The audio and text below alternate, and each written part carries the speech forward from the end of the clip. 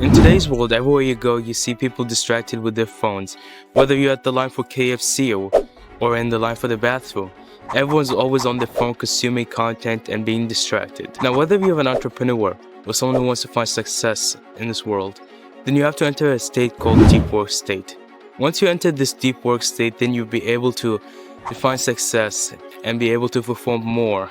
Now for me, before I learned about this deep work state, I was performing 12-hour work days and I wasn't really proud of how much work I was doing. I thought I was doing a lot of work. But after I learned how to enter deep work state, then I started getting into more of a deep work state and performing more work with less hours to actually work. In today's video, I'm going to touch on the book Deep Work by Cal Newport. And I'm going to touch on what is deep work, why it's important, and how it can help you in your life and its best practices. So now let's touch on what deep work is. Now in the book, deep work was discussed as something professional activities performed in a state of distraction-free concentration that pushes your cognitive abilities to their limit. These efforts create new value, improve your skills, and are hard to replicate. Now with deep work, you're actually able to accomplish hard tasks. You're actually the hardest task of the day. You're able to accomplish it much faster and do it much better. Now for me, I thought that something was checking your phone, checking your messages, checking my emails. It's something that's normal to do and it's something to do productive in my deep work state. But actually what I found, it was really terrible. And to support this, research was done between a person who smokes and a person who checks their phone mid-deep work state. It's found that the person who checks their phone is less likely to perform as well as the person who smoked. Now it's crazy because we always told that smoking is bad. But it turns out that checking your phone during a deep work state is actually a lot worse. But why is that? Now, when you take your attention from a point A to B, your attention is stuck midway. Because looking at your phone requires a lot of attention. You have to pay concentration to the messages. You have to concentrate on what you're looking at. Now that takes your point from A to B. And now before, the brain isn't able to switch that fast.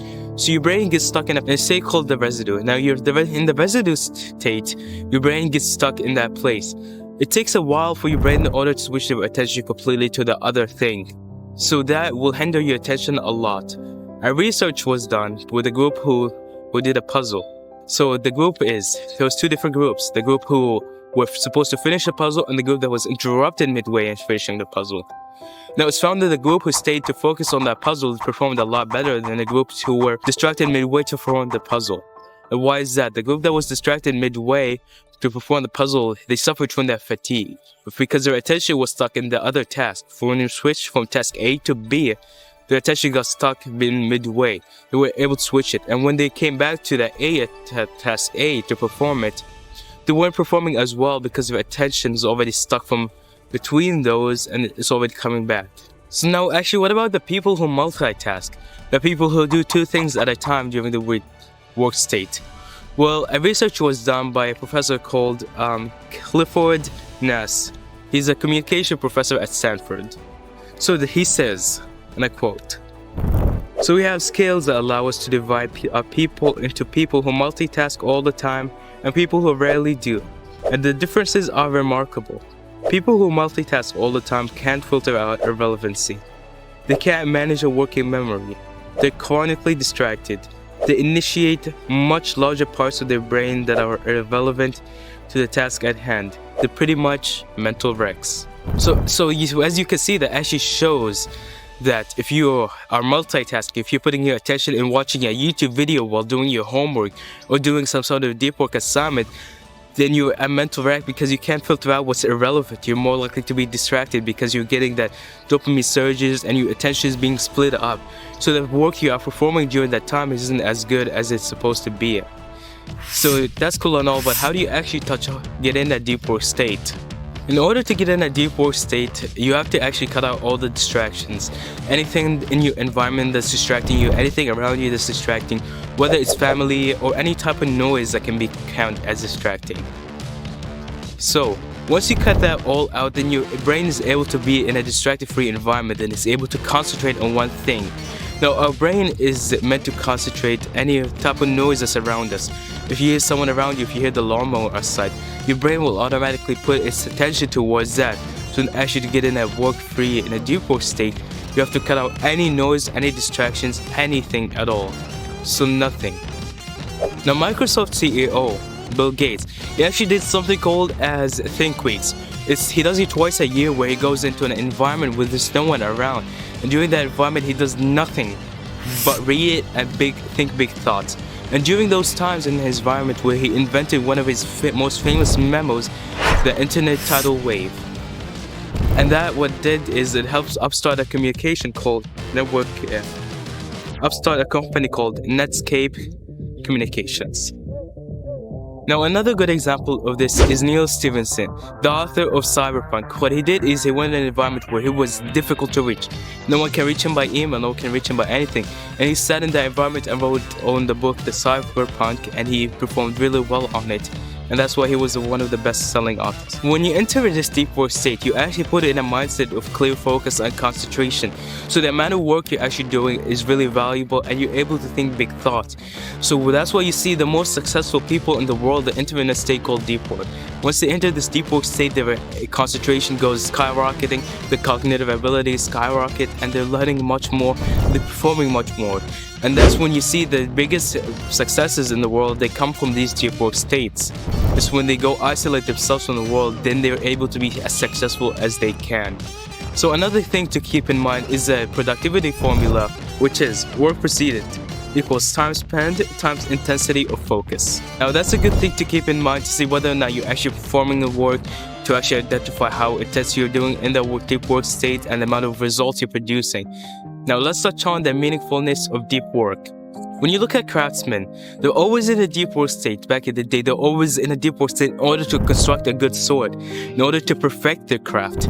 That's why you see them always avoiding concentration. That's why you see them in these movies and in the shows always concentrated, avoiding distractions, and that's how they're able to perform best type of weapon. That's why they're able to build this amazing weapon that they can give out. But here's the thing. They enter this deep work state because they actually like the deep work state.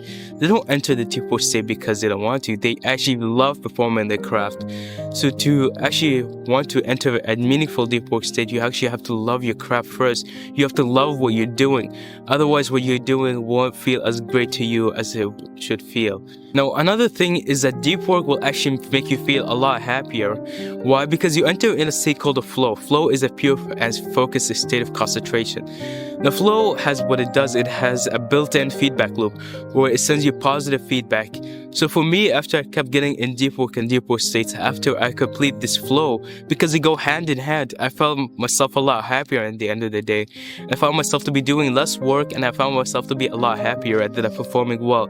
You know, when you get that lost feeling that you think you aren't performing as well as you should be during your work state, that you get that feeling of, oh, I should have done this much work. But when you're in deep work state, you already did all the work you do. Now for me, when I write my daily goals, I get into the deep work state and I'm actually able to concentrate on them. And that's why I'm able to accomplish them before the end of the day. Whether they're big tasks or small tasks, I'm able to finish them easily. Now, what are the practices in order to get in the deep work state? The best practice is to stay in that state and to avoid distractions and to accomplish more in life and to succeed. Now, best practice number 1 is develop yourself a deep work chamber. It's a place where no one can distract you, no emails can reach you, no mails can reach you, an area with distraction freeze, and the environment around you makes sure that there is no distractions at all. You take away any cravings, anything that will make you feel distracted, so you don't have to use up your discipline in order to avoid those distractions or something that you can relapse on. Best practice number 2 is you have to schedule time off. For example, what I mean is you have to schedule in your day, you have to write on a paper or in your Google Calendar times for deep work, and deep work states where you won't get interrupted at all. Once you do those, you have to stick discipline to them, but you're able to perform best in those deep work states. Now once you're in those states, once you're at that time, you don't get distracted at all, no one interrupts you, no one touches anything, no one talks to you during that time. Now I get it can be hard if you have children to actually schedule time off and to enter a distracted-free environment if you have family, but do your best in order to avoid being in that environment. The author of the last book, I forgot her name, but she wrote the Harry Potter series. Her last book, she had children, she wasn't really able to perform and write the book as well. So what she did is she rented out at a 5-star hotel during those visits to the 5-star hotel, she kept coming back and back because she was able to perform deep work in it and write the book, which was one of the best-selling masterpieces. Now, best practice number 3 is don't take distraction breaks. What that means is when you're in a deep work state, you have to take time to take a break. It could be after 90 minutes you take a break in order to relax. But don't take a break that's actually like you go on your phone, you check your social media, check anything. But take breaks like walking outside, meditating, something that are more productive, because those ones will help you refresh your cognitive brain rather than drawing your attention away to something distracting. Now, those are the best 3 practices. Now, in conclusion, deep work state is the best state to be in, because it helps you perform a lot more work, and helps you perform the amount of work you should be doing. Now, for me, after I learned it and I started putting in deep work, I was doing the best amount of work. I was performing so well in my work. I'm completing as many videos as I can. I'm publishing a lot. I'm performing so much work. I'm reading in a concentrated manner without distractions. And if you want a copy of this book, you can find it in the link below so you can read over it. But as always, thank you.